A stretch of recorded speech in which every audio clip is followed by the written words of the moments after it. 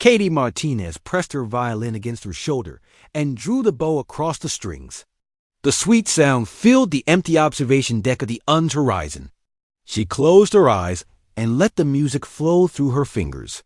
Outside the large windows, stars moved slowly past as the ship traveled through space. "You sound worried," said a voice behind her. Katie stopped playing and turned around. Her brother Jake stood in the doorway. He wore his blue uniform with the gold stripes that showed he was a lieutenant commander. His dark hair was neat and his face looked serious. "I am worried," Katie said. She lowered her violin and looked out at the stars. "Everyone thinks we're going to lose." Jake walked over and stood next to her. They both looked the same with their brown eyes and dark hair, but Jake was taller and stronger from his years in the space service. Katie was smaller and moved like a dancer when she played her music. "The crew is talking," Katie said. "They think the aliens will laugh at us. They say human music is too simple, too basic. What do you think?" Jake asked. Katie touched her violin strings with her finger. They made a soft sound.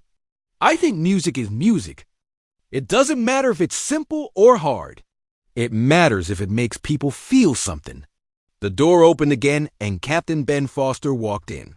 He was an older man with gray hair and kind eyes. Behind him came Lisa Wong, the chief engineer.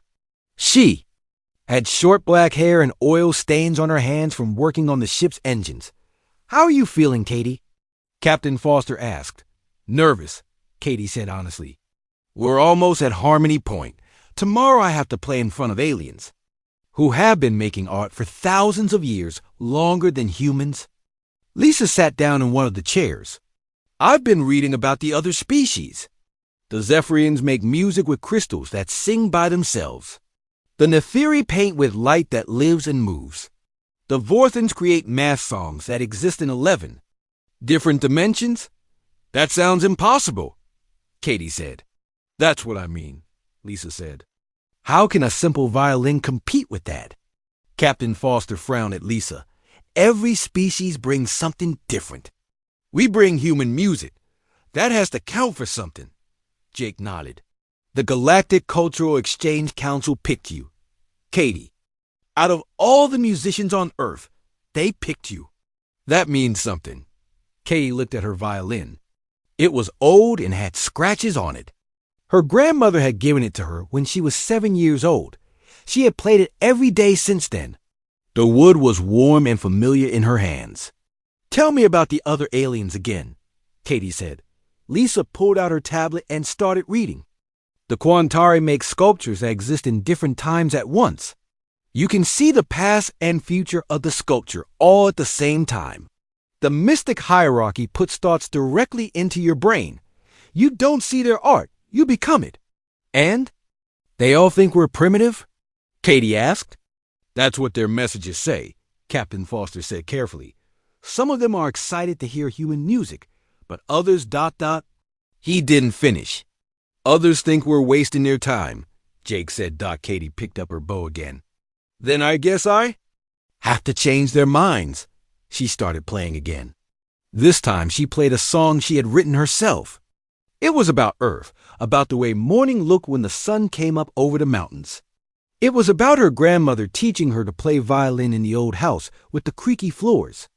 It was about the feeling of missing someone who was far away. The music filled the room. Captain Foster closed his eyes and smiled. Lisa stopped looking at her tablet and listened. Jake stood very still. When Katie finished, nobody spoke for a moment. "That was beautiful," Captain Foster said quietly. "See," Jake said, "that's what humans do. We take feelings and turn them into music. But what if feelings aren't enough?" Katie asked. "What if the aliens don't understand feelings the way we do?" Lisa looked thoughtful. "Maybe that's okay." "Maybe. That's what makes us different." The ship's communication system made a sound. A voice spoke through the speakers. "Attention all crew. We will arrive at Harmony Point in 6 hours. All delegation members report to briefing room 3 in 1 hour." Katie felt her stomach get tight with nerves. 6 hours. In 6 hours, she would be at the space station where the greatest artists in the galaxy had come together. In 2 days, she would stand on a stage and represent all of humanity. I should practice more, she said. You've been practicing for weeks, Jake said. You know every song perfectly. But what if I forget? What if I make a mistake? What if the violin sounds wrong in the alien atmosphere? Captain Foster put his hand on her shoulder. Katie, I've heard you play hundreds of times. I've never heard you make a mistake. And I've never heard anyone play with more heart. Heart doesn't win competitions, Katie said. Maybe it should, Lisa said.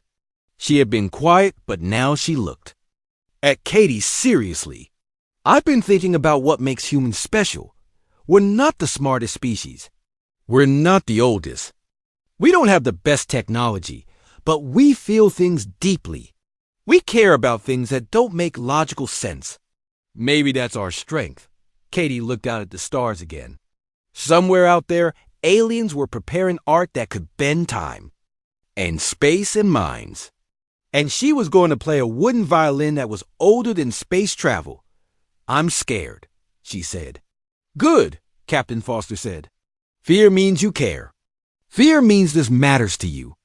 Jake moved closer to his sister.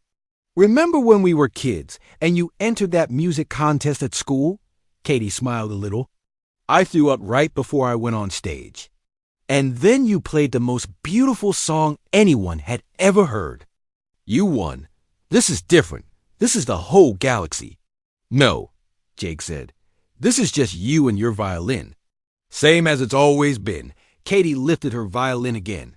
One more song before the briefing. Always, Captain Foster said. This time, Katie played something soft and hopeful. It was a song about taking a deep breath and stepping forward even when you're afraid. It was about believing that sometimes the simple things are the most powerful things of all. As the music floated through the observation deck and out into the corridor, other crew members stopped what they were doing to listen. They didn't know it yet, but they were hearing the sound that would soon change the galaxy forever. The stars kept moving past the windows, carrying them toward their destiny at Harmony Point. The Horizon docked at Harmony Point with a soft thud that Katie felt through the floor. She stood at the window watching the huge space station grow larger and larger until it filled her entire view. The station looked like a giant flower, made of metal and glass. Each petal was a different color and size. 12 species built this together, Jake said, standing beside her. Each section represents a different world. Katie pressed her face to the window. She could see ships of all shapes docked around the station. Some looked like Earth ships with smooth metal sides. Others were strange. One ship looked like it was made of living crystal. Another seemed to be a cloud of light held together by invisible force. Those are the other contestants, she whispered. Captain Foster's voice came over the speaker.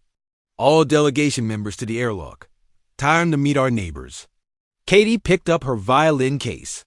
Her hands were shaking a little. Jake noticed and put his hand on her shoulder. Remember what Dad used to say? We're all just people under different skins. What if they don't have skins? Katie asked. Jake laughed. Then we're all just souls under different everything else. They walked through the ship's corridors to the main airlock. Lisa Wong was already there with her equipment scanners. Alex Rivera, the communications officer, stood nearby. He was a young man with bright eyes who spoke 7 different Earth languages and was learning alien ones. I've been listening to the station chatter, Alex said. The translator programs are working, but some concepts don't translate well. Art seems to be one of them. The airlock doors opened, and they stepped into Harmony Point. Katie gasped. The corridor they entered was beautiful beyond anything she had imagined. The walls seemed to be made of flowing water, but when she touched one, it felt solid. Colors moved through the water like fish swimming upstream. Netheri design, Alex explained. They think of architecture as living poetry. They followed signs, written in dozens of different scripts, toward the main cultural hall. As they walked, Katie saw her first aliens. A group of tall beings with silver skin and 4 arms walked past them. Their faces had no features Katie could recognize, but somehow she felt they were looking at her. Vorthens, Alex whispered. They communicate through mathematical concepts. Katie clutched her violin case tighter. They entered a vast hall with a ceiling so high Katie couldn't see the top. The space was filled with aliens of every shape and size imaginable. Some looked almost human. Others were so strange Katie couldn't tell which end was the head. Welcome, human delegation.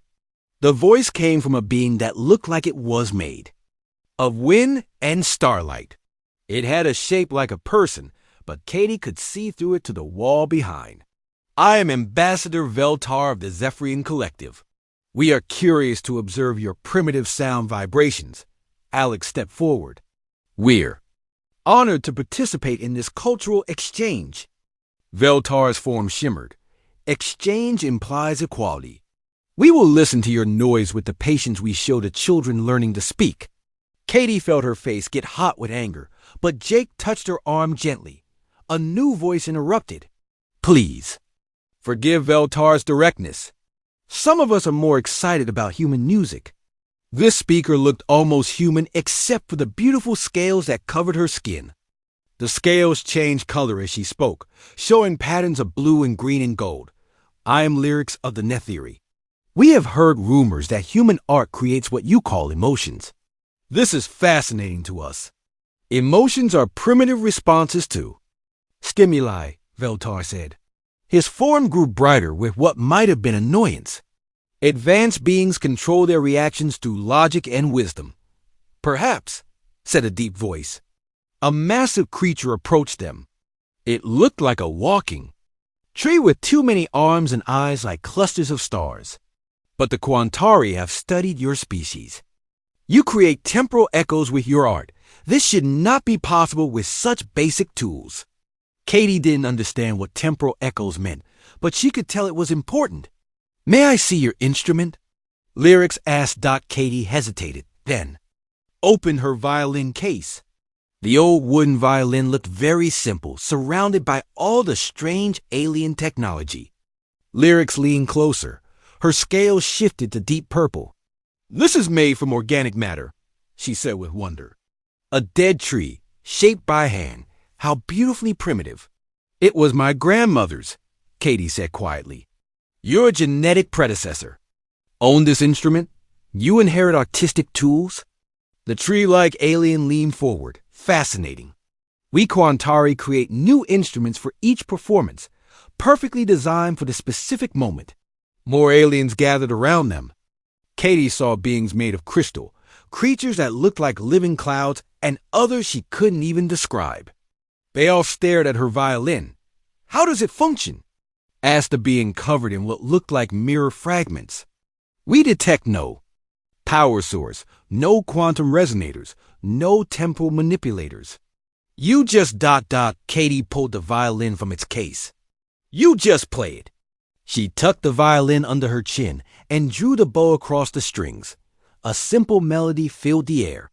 It was a song her grandmother had taught her, about a bird singing to welcome the morning. The effect was immediate and unexpected. Several aliens stepped backward. Others leaned forward. The Netheri scales began changing colors rapidly. One of the crystal beings made a sound like breaking glass. What did you do? Veltar demanded. His form was pulsing with agitated light. Katie, stop playing. I just played a song.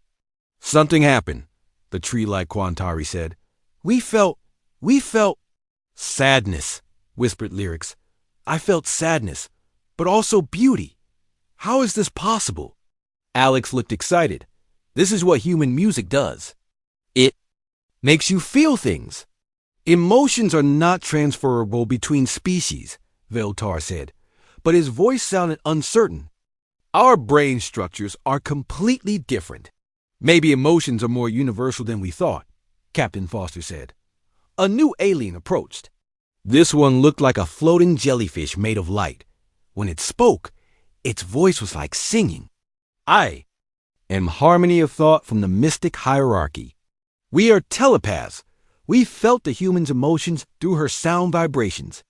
This is unprecedented. More aliens were gathering. Word was spreading through the station that something unusual had happened in the cultural hall. Play again, Lyric said urgently. Please. Katie looked at Captain Foster. He nodded. This time Katie played something different. She played a song about friendship, about the joy of meeting someone new who might become important to you. As the music filled the hall, she watched the aliens' reactions. The Netheri scales turned bright gold. The crystal beings hummed in harmony.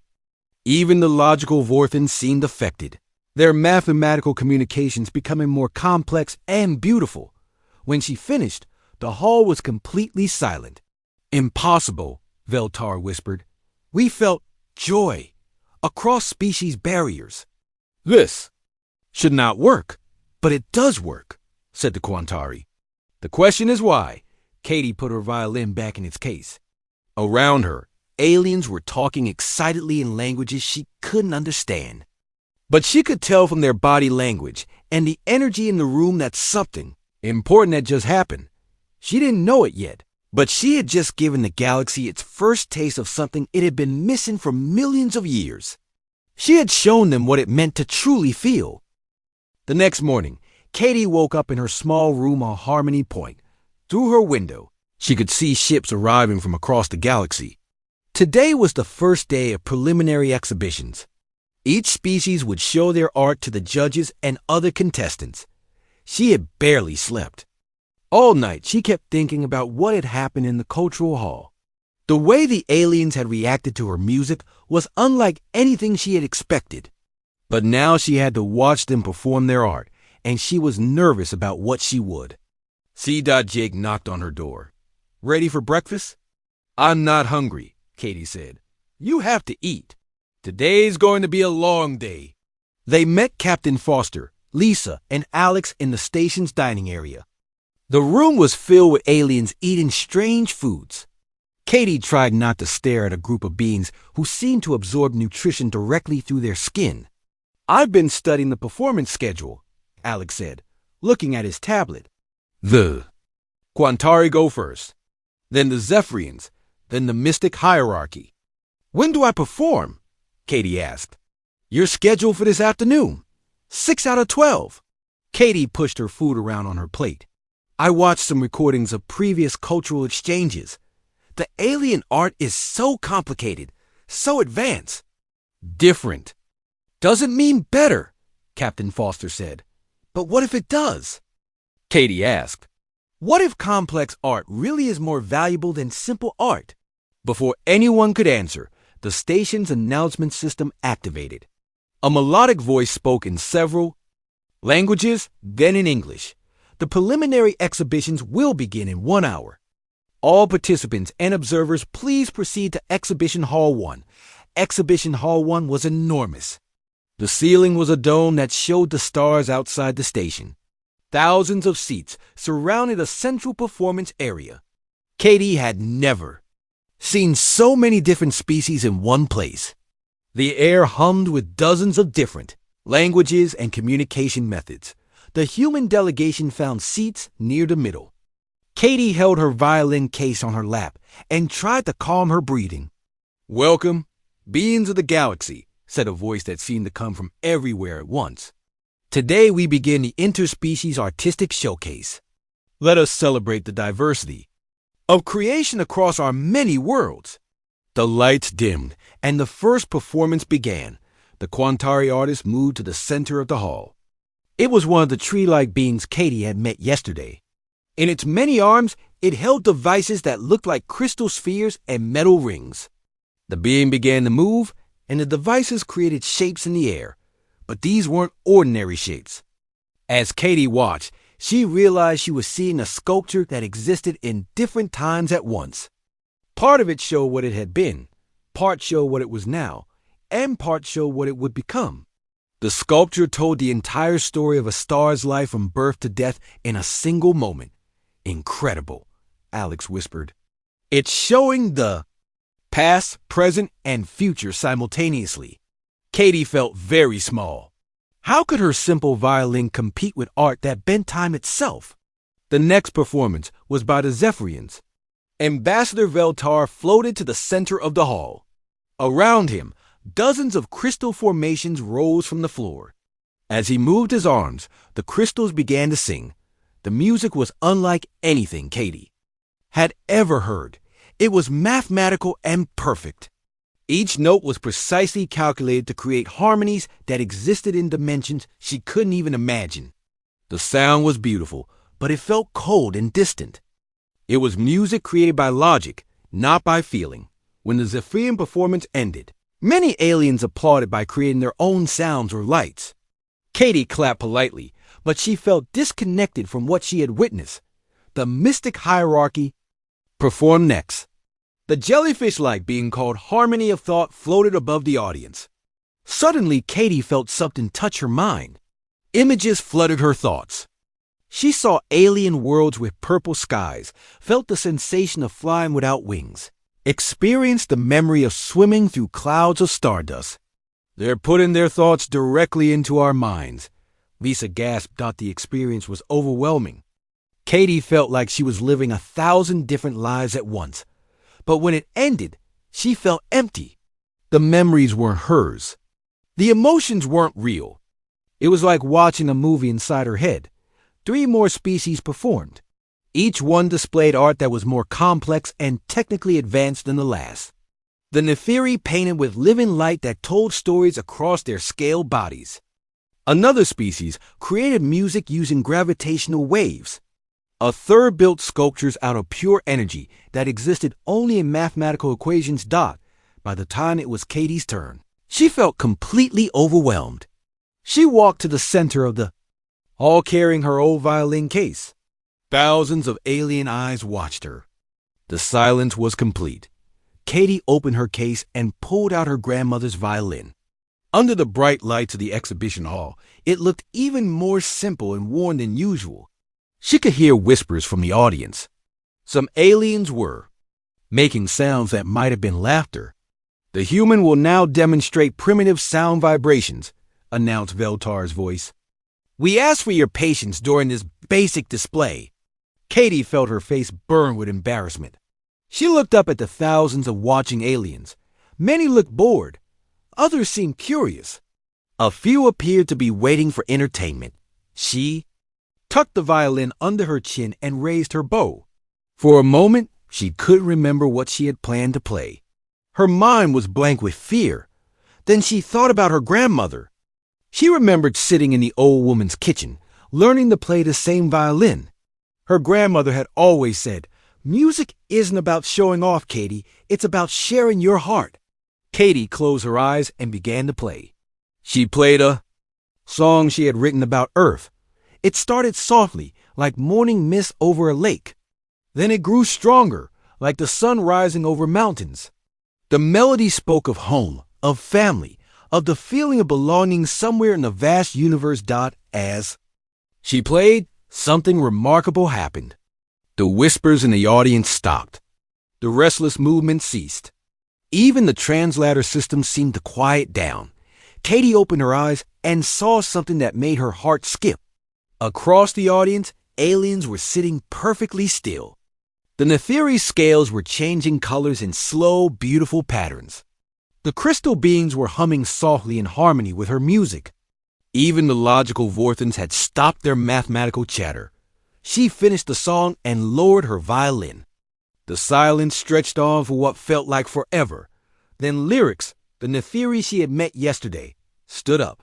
Her scales were bright gold. I felt longing, she said, her voice carrying across the silent hall.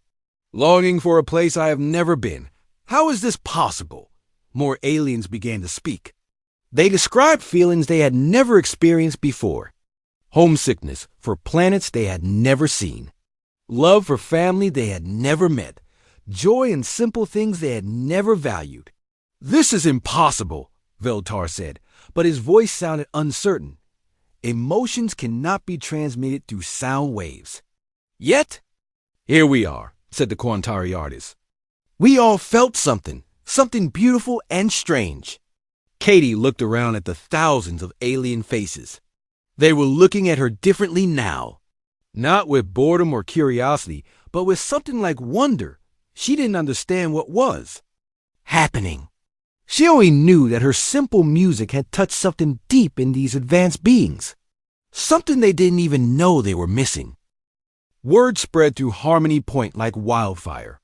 Within hours of Katie's performance, aliens from every corner of the station were talking about the human who could make others feel emotions through sound. Katie found herself at the center of attention she had never wanted. She sat in the human delegation's meeting room, trying to understand what was happening.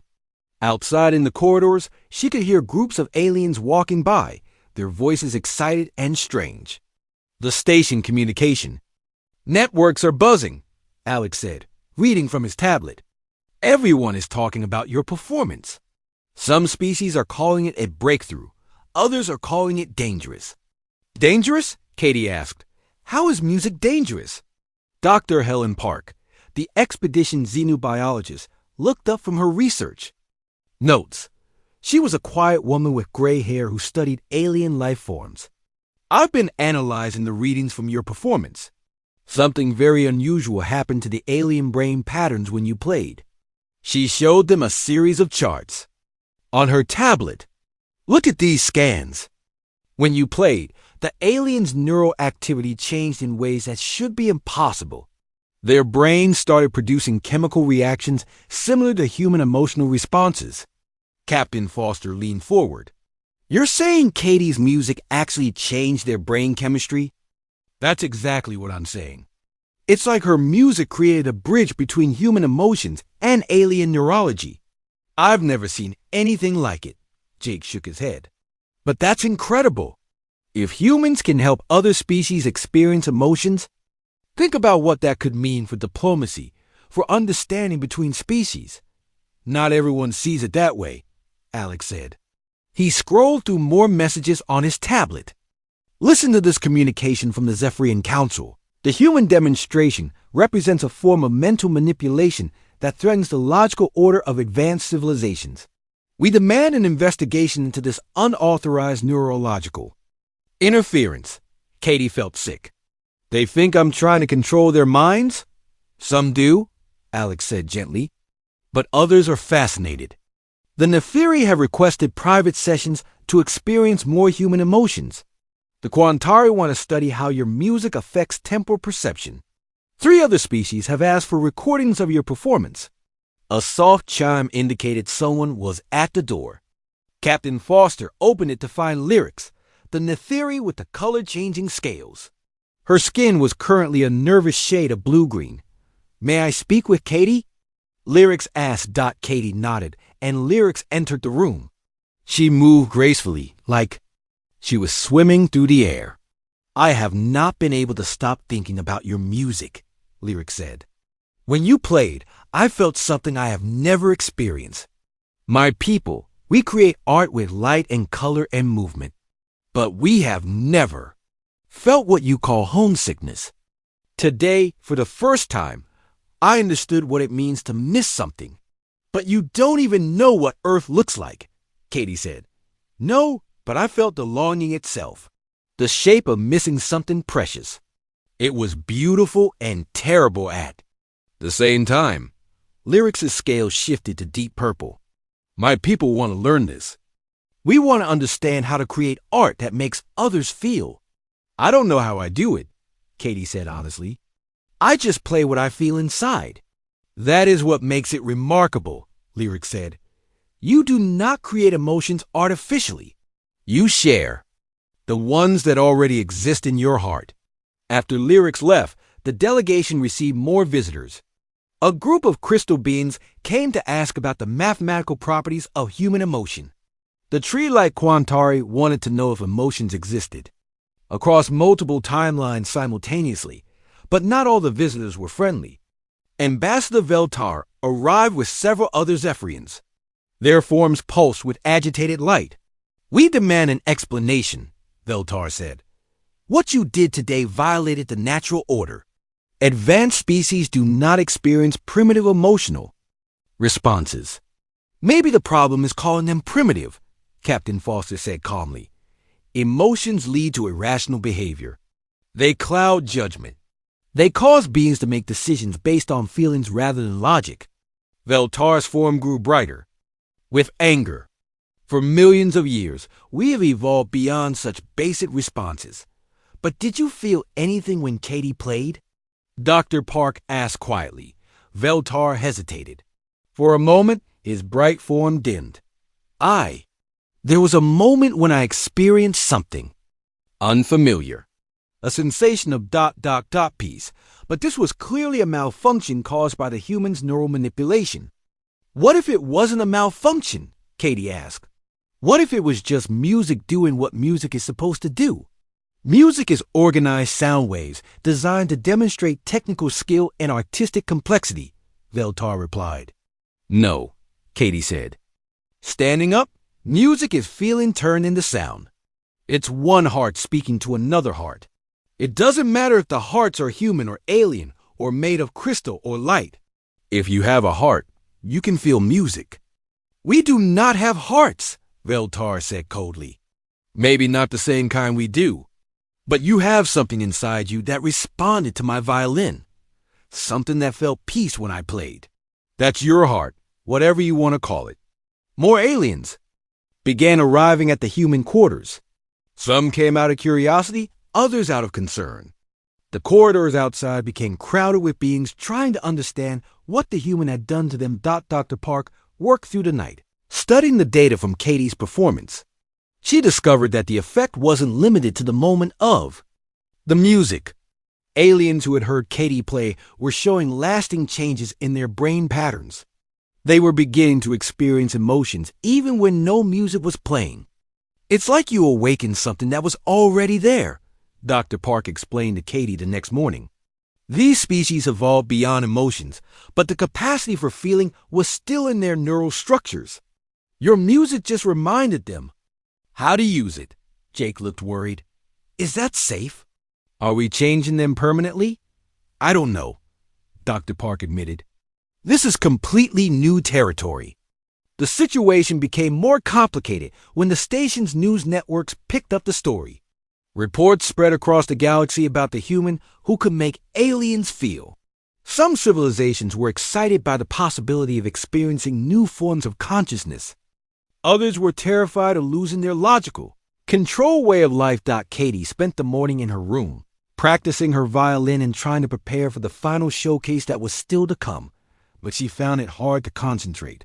Through her window, she could see protests forming outside the station.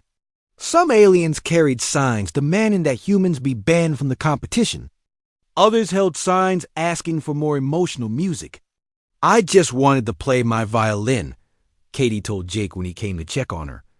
I never meant to cause trouble between different species.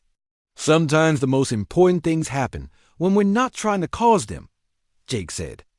Maybe the galaxy needed this. Maybe they needed to remember how to feel. A new message arrived on Alex's tablet. He read it quickly, then looked up with surprise. The final showcase has been moved up, he said. It's happening tonight instead of tomorrow. The judges want to make their decision before the situation gets more complicated. Katie felt her stomach drop. Tonight? There's more, Alex said. They're expecting the largest audience in the history of interspecies cultural exchange. Representatives from over 50 different civilizations are coming to see what the human will do next. Katie looked at her violin case. Inside was the same. Simple wooden instrument her grandmother had played.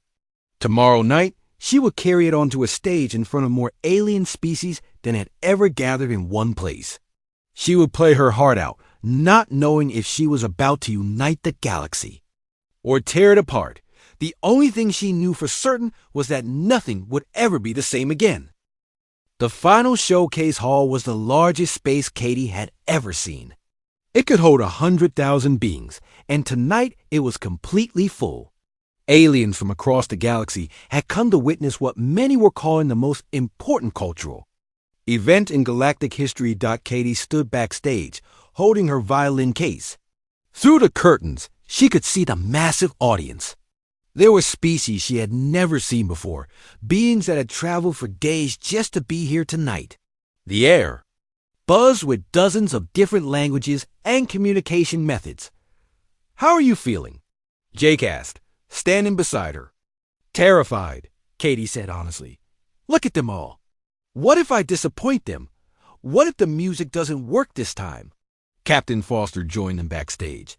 His face was serious. "Katie, I need to tell you something. The judges have received pressure from several major civilizations.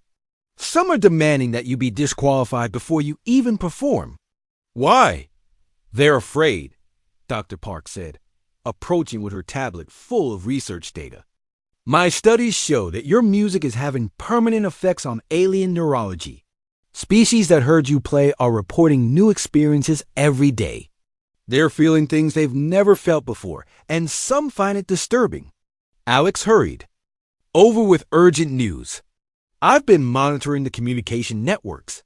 3 civilizations have threatened to leave the Galactic Council if humans are allowed to spread emotional music to more species. But 5 others have said they'll leave if humans are banned from performing." Katie felt the weight of the entire galaxy on her shoulders. "So if I play, I might break up the Galactic Council. If I don't play, I might still break it up." "That's about right," Captain Foster said gently. "What should I do?" Jake knelt down in front of his sister. "What does your heart tell you to do?" Katie closed her eyes. She thought about her grandmother, who had taught her that music was meant to be shared. She thought about all the aliens who had told her they felt beauty for the first time when she played. She thought about lyrics whose scales had turned gold with joy. "I have to play," she said, "even if it changes everything." Music is meant to bring people together, not tear them apart. The announcement came over the speakers. "Ladies, gentlemen, and beings of all forms, tonight we conclude the Interspecies Artistic Showcase with a performance that has already changed our galaxy. Representing Earth and the human species, Katie Martinez." The crowd's reaction was immediate and divided. Half the audience made sounds of excitement and anticipation. The other half created noises that sounded like disapproval or concern. Some aliens stood and began to leave. Others pressed forward to get better seats. Katie walked onto the stage. The lights were so bright she couldn't see individual faces in the audience, just a sea of different shapes and colors stretching as far as she could see. She had never felt so small and so important at the same time. She walked to the center of the stage and opened her violin case. The familiar weight of her grandmother's violin in her hands helped calm her nerves a little. She looked up at the audience and spoke into the microphone. "I know many of you are afraid of what my music might do to you," she said. Her voice carried across the vast hall. "I understand that feeling emotions can be scary when you've never experienced them before. But I want you to know that I'm not trying to control your minds or change who you are. I'm just trying to share something beautiful with you." She paused and looked around the massive audience. "This violin belonged to my grandmother. She taught me that music isn't about showing how skilled you are or how complex you can make sounds. Music is about connecting with other souls. Tonight, I want to play a song about something every being in this galaxy shares, no matter what species they are." Katie tucked the violin under her chin and raised her bow. "This song is about hope." She began to play, and immediately the hall fell silent. The song started softly, like a whisper of possibility. It spoke of dreams that seemed impossible, of reaching for something better than what you had. The melody was simple, but it carried the weight of every hope that had ever existed. As she played, Katie watched the audience. The changes began slowly. The Netheri scales started shifting through colors of wonder and longing. The crystal beings began to hum in harmony, their forms glowing brighter.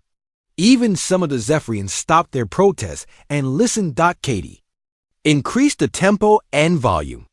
The song became about courage, about taking the first step toward your dreams even when you're afraid. She thought about every human who had ever looked up at the stars and wondered what was out there. She thought about the courage it took for different species to come together and try to understand each other. The effect on the audience was remarkable. Aliens who had been sitting apart began moving closer together. Species that had been enemies for centuries found themselves sharing the same emotional experience. The song was creating unity in a way that treaties and negotiations never could. But not everyone was happy. From the Zephyrian section of the audience, Katie heard angry sounds. Several of them stood up and began to leave, their forms pulsing with agitated light. Ambassador Veltar's voice cut through the music.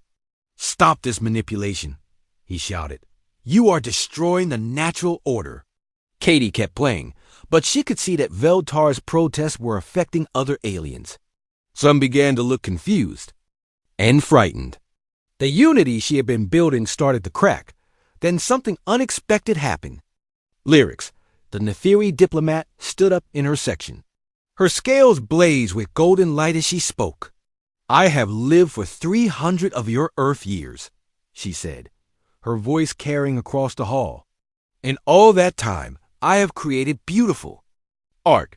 I have solved complex problems. I have helped my people thrive. But I have never felt truly alive until I heard this human's music. She has given us the greatest gift imaginable, the ability to feel wonder, to experience joy, to understand love. How can we call this manipulation when it makes us more than we were before?" One by one, other aliens began to stand. The Quantari. Artists spoke about feeling the beauty of time passing. A crystal being described experiencing friendship for the first time. Even some younger Zephyrians stood up in defiance of their elders. Katie reached the climax of her song. The music swelled to fill the enormous hall, speaking of hopes achieved, dreams fulfilled, and the joy of connection across impossible distances.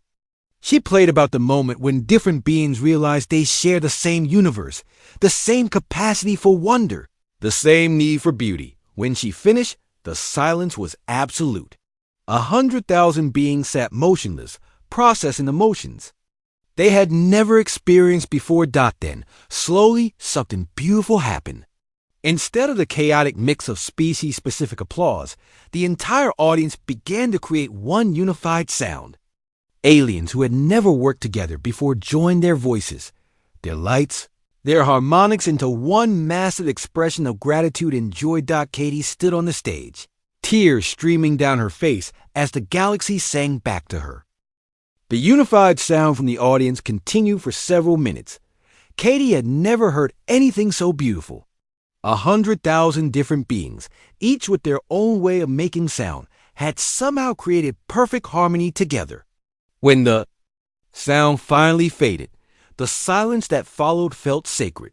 The chief judge, an ancient being called the Eternal Observer, floated down from the judging platform. It looked like a collection of stars held together by invisible force. When it spoke, its voice sounded like the music of planets moving through space.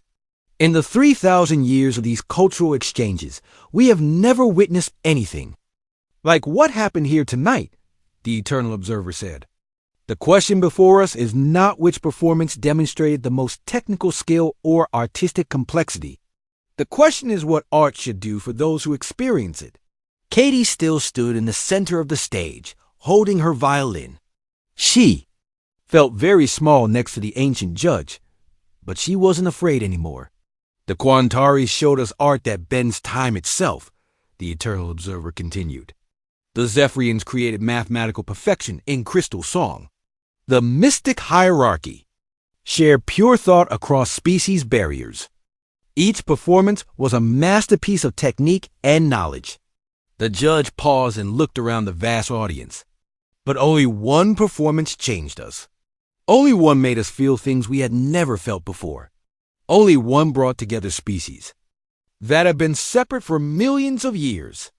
Katie heard murmurs from the audience. Some sounded excited, others worried. However, the Eternal Observer said, we must also consider the concerns raised by several civilizations. The human's music appears to permanently alter alien neurology. It creates emotions where none existed before. Some view this as a wonderful gift. Others see it as dangerous interference. Ambassador Veltar's voice rang out from the Zephyrian section. We demand that this emotional manipulation be banned.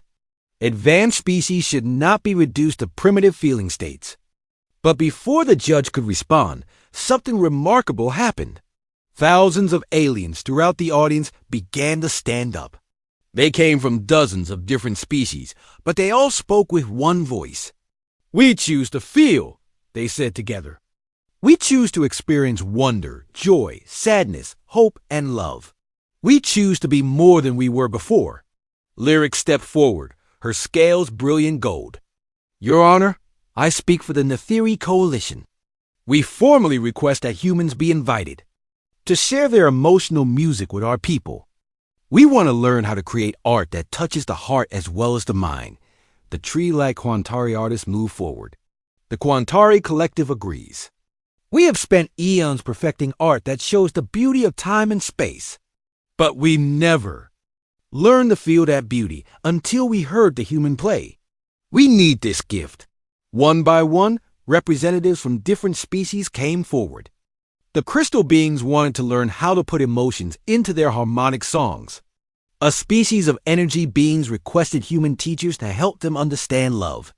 Even some young Zephyrians broke ranks with their elders to ask for emotional music. Katie watched in amazement as more than half the species in the galaxy declared their desire to experience human emotions through music. But she also saw the fear in those who opposed it. The older Zephyrians looked terrified. Several other logical species seemed deeply disturbed by what was happening.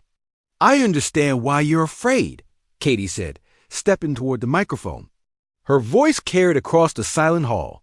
When I was little, I was afraid of roller coasters. They seemed too fast, too dangerous, too out of control. But when I finally rode one, I discovered something wonderful. Being a little scared can make the joy even better. She looked around at the massive audience. Emotions aren't about losing control or becoming primitive. They're about being fully alive. When you feel sad, it makes the happy moments more precious. When you feel fear, it makes courage more meaningful. When you feel love, it connects you to something bigger than yourself. Katie held up her violin. This isn't a weapon or a tool for control. It's just wood and strings and the music in my heart. If it changes you, it's because you choose to let it. If it makes you feel things, it's because those feelings were already inside you, waiting to be discovered. The Eternal Observer considered everything that had been said. This decision will shape the future of our galaxy, it announced. We must vote. All species present, declare your position. Do you accept emotional music as a valid art form, or do you reject it as dangerous manipulation? The voting took almost an hour. Each species consulted among themselves, then announced their decision. Katie watched nervously as the count grew closer and closer. Some votes were unanimous. Others were split, with younger members voting differently than their elders. When the final vote was counted, the Eternal Observer announced the results. By a margin of 37 species in favor of 15 opposed, emotional music is officially recognized as the highest form of artistic expression. The Interspecies Artistic Showcase declares humanity the winner, not just of this competition, but of a new category of art that we call empathic expression. The audience erupted. The species that had voted in favor created a celebration unlike anything the galaxy had ever seen.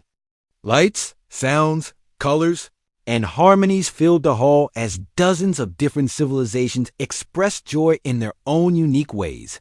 But Katie's attention was drawn to the Zephyrian section.